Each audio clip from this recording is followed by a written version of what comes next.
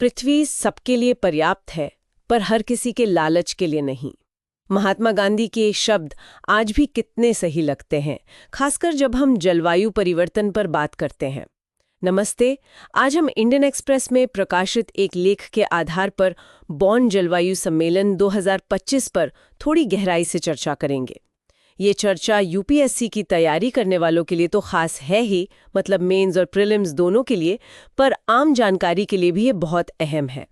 तो हमारा मकसद है कि इस सम्मेलन के जो मुख्य नतीजे रहे और जो चुनौतियां सामने आईं, उन्हें ठीक से समझें।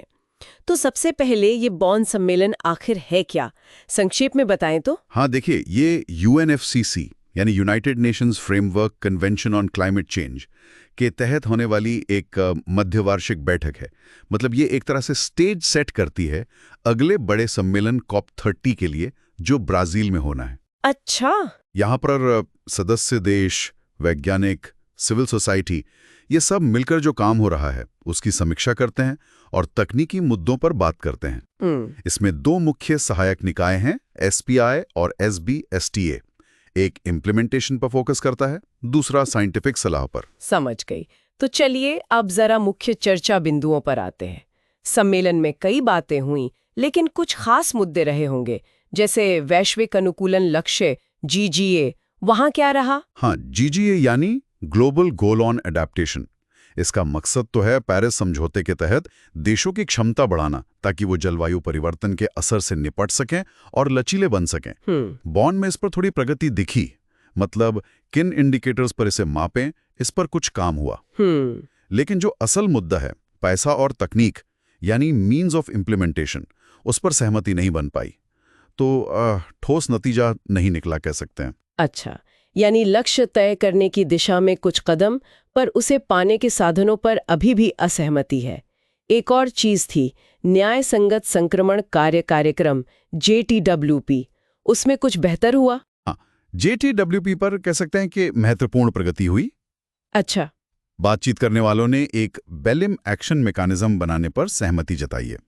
इसका मकसद है कि देश अपनी ऐसी स्ट्रैटेजी शेयर करें जिससे क्लाइमेट एक्शन न्याय संगत हो। मतलब जब हम कोयले जैसे जीवाश्म ईंधन से दूर जा रहे हैं, तो उससे जो मजदूर और समुदाय प्रभावित होंगे, हाँ, उनका ध्यान रखा जाए। बिल्कुल, उनका समर्थन कैसे हो, उन्हें नई नौकरियां कैसे मिले, इस पर फोकस रहेगा। ये एक अच्छी बात है। ये तो वाकई अहम है कि सामाजिक पहलू पर सहमति बन पा रही है। लेकिन फिर राष्ट्रीय जलवायु योजना NDCs को लेकर चिंताएं थीं, है ना? सुना है कि कई देशों ने अपने लक्ष्य अपडेट करने में देरी कर दी। बिल्कुल, ये एक बहुत बड़ी चिंता है। देखिए, फरवरी 2025 तक देशों को अपने अपडेटेड NDCs यानी राष्ट्रीय स्तर पर निर्धारित योगदान जमा करने थे। ज्यादातर देश ये डेडलाइन चूक गए हैं। और इसका सीधा मतलब है कि तापमान वृद्धि को 1.5 डिग्री सेल्सियस तक सीमित रखने की जो वैश्विक कोशिश है, वो धीमी पड़ रही है। ब्राजील, जो अगला COP होस्ट करेगा, उसने आग्रह तो किया है कि सितंबर 2025 तक मजबूत NDCs आएं, पर अभी जो लक्ष्य दिख रहे हैं वो काफी नहीं है। ऐसा लगता है कि दुनिया 2 डिग्री सेल्सियस वृद्धि की तरफ बढ़ रही है। ये तो चिंताजनक है। और अब आते हैं सबसे गर्म मुद्दे पर, जलवायु वित्त यानी क्लाइमेट फाइनेंस। वहां तो काफी खींचतान रही होगी। हाँ, वहां तो मतभेद बहुत गहरे थे। भारत जैसे विकासशील देश जोर दे रहे थे कि विकसित देश अपने पुराने वादे पूरे करें, जिसमें 2030 तक हर साल $1.3 ट्रिलियन जुटाने का लक्ष्य शामिल है। वहीं अमीर देशों का झुकाव था कि प्राइवेट फाइनेंस को ज्यादा शामिल किया जाए। लेकिन आलोचक कहते हैं कि सिर्फ प्राइवेट फाइनेंस से काम नहीं चलेगा। पब्लिक ग्रांट्स यानी सरकारी अनुदान बहुत जरूरी हैं। हाँ, क्योंकि विकासशील देशों को सीधा सपोर्ट चाहिए होता है। और जरूरत कितनी है, इसका अंदाजा क्लाइमेट पॉलिसी इनिशिएटिव ने लगाया है कि पेरिस लक्ष्यों के लिए 2030 तक सालाना करीब $9 ट्रिलियन चाहिए होंगे। $9 ट्रिलियन सालाना, ये तो बहुत बड़ी रकम है। अभी के वादों से तो बहुत ज्यादा। हाँ, बहुत ज्यादा। हम अभी उसके आसपास भी नहीं है। इसी से जुड़ा हुआ है हानि और क्षति, लॉस एंड डैमेज फंड।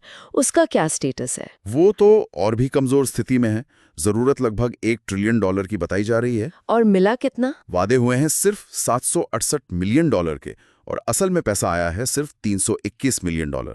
मतलब जरूरत और असलियत में जमीन आसमान का फर्क है। ये आंकड़े तो काफी निराशाजनक है। चलिए अब थोड़ा भारत पर फोकस करते हैं। यूपीएससी के नजरिए से ये अहम है।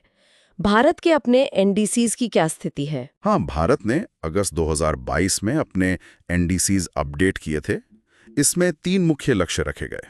पहला, 2030 तक अपनी जीडीपी की उत्सर्जन तीव्रता, मतलब प्रति यूनिट जीडीपी उत्सर्जन 2005 के लेवल से 45% कम करना। ठीक है। दूसरा, अपनी कुल बिजली उत्पादन क्षमता का 50% गैर जीवाश्म ईंधन स्रोतों जैसे सोलर, विंड, इनसे हासिल करना। और तीसरा, अतिरिक्त 2.5 से 3 अरब टन कार्बन डाइऑक्साइड के बराबर का कार्बन सिंक बनाना, मतलब और ज्यादा पेड़ लगाना। और हम इन लक्ष्यों पर कहां तक पहुंचे हैं? अच्छी खबर यह है कि भारत की जो चौथी द्विवार्षिक अपडेट रिपोर्ट आई है 2024 में, उसके अनुसार दिसंबर 2024 तक उत्सर्जन तीव्रता में 36% की कमी आ चुकी थी। अरे वाह, मतलब 45% के लक्ष्य के काफी करीब। हाँ, और गैर जीवाश्म ईंधन क्षमता 47.10% तक पहुंच गई थी, जो 50% लक्ष्य के बहुत नजदीक है।